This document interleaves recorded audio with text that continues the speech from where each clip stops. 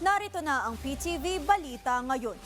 Naka-blue alert status na ang Disaster Response Command Center ng Department of Social Welfare and Development kasunod ng pagpasok sa Philippine Area of Responsibility ng Bagyong Quiapo. Ayon sa DSWD, tuloy-tuloy ang kanilang monitoring at koordinasyon kasama ang national agencies, local government units at field offices para matiyak ang maagap at maayos na pagtugon sa mga lugar na posibleng maapektuhan ng sama ng panahon.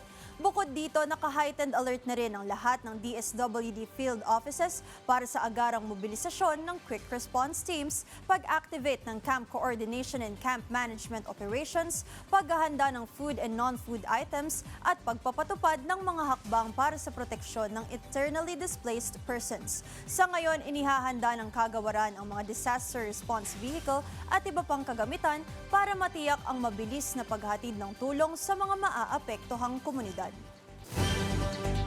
Pinag-aaralan na ngayon ng Department of Trade and Industry ang paglalaan ng karagdagang 5 billion pesos sa budget ng Small Business Corporation o SB Corp para palakasin pa ang kapasidad ng lending arm ng DTI na makatutulong sa mga lokal na negosyo.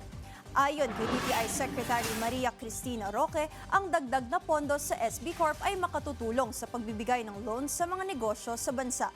Alinsunod na rin sa direktiba ni Pangulong Ferdinand R. Marcos Jr. na suportahan ang mga negosyanteng Pilipino. Samantala, inilunsad na rin ang kagawaran ang Youth Enterprise Fund na may inisyal na budget na 1 bilyong piso.